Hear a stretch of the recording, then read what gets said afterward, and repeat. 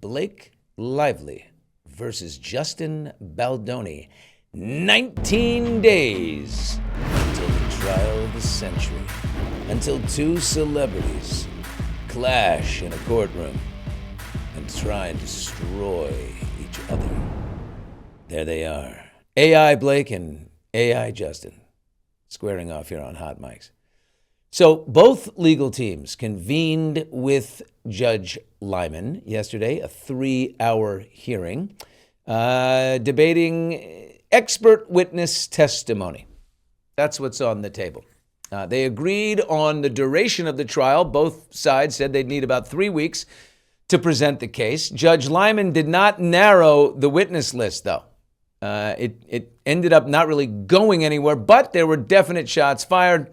He asked both sides to look into the availability of some of the expert witnesses that they plan to call at trial to participate in a pre-trial hearing 1 week from today. So basically, he said, go back and do more homework, but a lot of things were exchanged and some ground was covered. He did ask specifically about two of Blake Lively's witnesses. Aaron Kulata, a computer science professor at Tulane University who's studied online harassment, and Dina Maislin, a University of Southern California marketing professor who studied the manipulation of online reviews. Who the hell? We did not have these classes when I went to college. I'm sorry. What is that? Anyway, this is why Blake's bill is going to hit $75 million. Spending money on people like that. And you get what you pay for. So, these people will deliver what she wants to hear because they're getting a check from her legal fund. The judge also asked about one of Baldoni's witnesses, Nicole Alexander, a former marketing executive at Meta, who's written a book about the ethical use of AI in marketing. Okay, so that's going to cost Steve Sarowitz some money. Steve Sarowitz, the billionaire founder of Wayfarer Studios, who's funding Justin and Jamie's defense.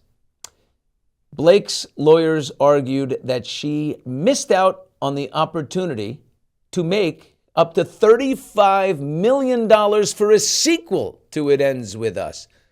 I'm sorry, girl. Whose fault is that? Girl, please. No. Get out of here. $35 million on a sequel.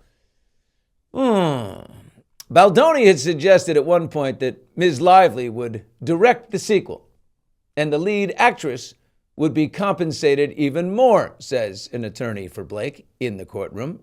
Baldoni's attorneys called Blake's payday surrounding a potential sequel speculative at best.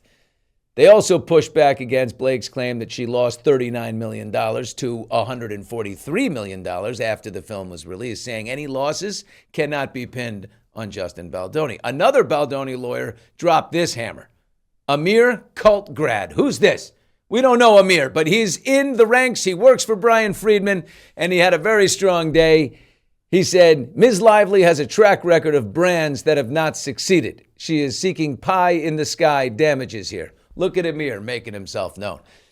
The hearing did not touch on witnesses beyond the experts, okay? So we don't know who the witnesses, what's going to be allowed, who's going to be allowed or not. In a filing earlier in the month, of course, Baldoni's team asked to block evidence from several women involved with the film, including Colleen Hoover, co-star Isabela Ferrer, Liz Plank, who's former co-host of Justin's and Jamie and Justin's podcast, Man Enough, and Claire Ayub, a director who worked with Baldoni on a different film. Why?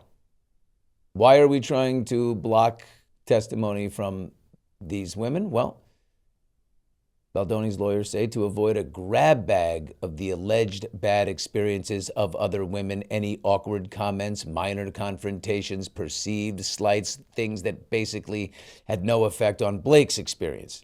I mean, if she didn't know about these alleged bad act incidents at the time, they cannot help establish that she experienced a hostile work environment, right? So regarding Colleen Hoover, Colleen played no part in Lively's experience on the set and had no contractual right to participate in the film and was not present on the set. Isabela Ferrer did not raise complaints with Wayfarer at all and had previously given very positive feedback about her experience, including her interactions with Justin and the film's intimacy coordinator. As for the other two, Liz Plank and Claire Ayub, neither of them worked on the movie itself at all. And their concerns are distinct and not similar to the concerns that Blake professed to have about sexualized comments and encounters. They're just there to paint a picture of Justin. Now, Justin's attorneys argued that Blake wants to use these women to paint a pattern, essentially arguing Baldoni had a history of problematic behavior. It goes way back towards women of all stripes across multiple projects.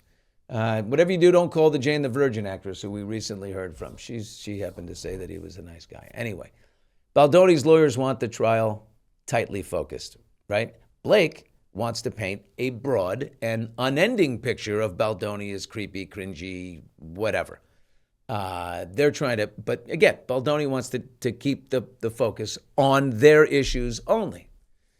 It's a lot of work and money to set the stage for why Blake so courageously stood up for herself and all of womankind, basically. That's why she's going to spend millions of dollars. She wants to endlessly paint the picture of this guy till the jury is just exhausted and, overwhelmed with different little micro examples of how Justin and the law all add up in her dream to the fact that he's a creep or something. So, and then what would that do? Well, that would tell that would be all the impetus you needed for ultimate retaliation.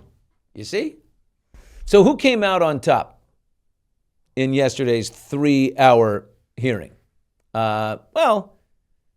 Justin Baldoni's attorneys landed a couple of very strong punches and didn't receive any. They argued that Blake's businesses failed not because of anything Baldoni did, but because people simply don't like her.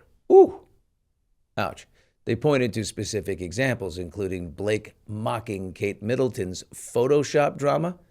Do you remember way back in that Mother's Day post? Remember when Kate Middleton had been under the radar, out of public eye for like months on end, and then finally she posted a Mother's Day picture, and then the internet went crazy saying, "Hey, that's photoshopped. Her arm is in a different place or something."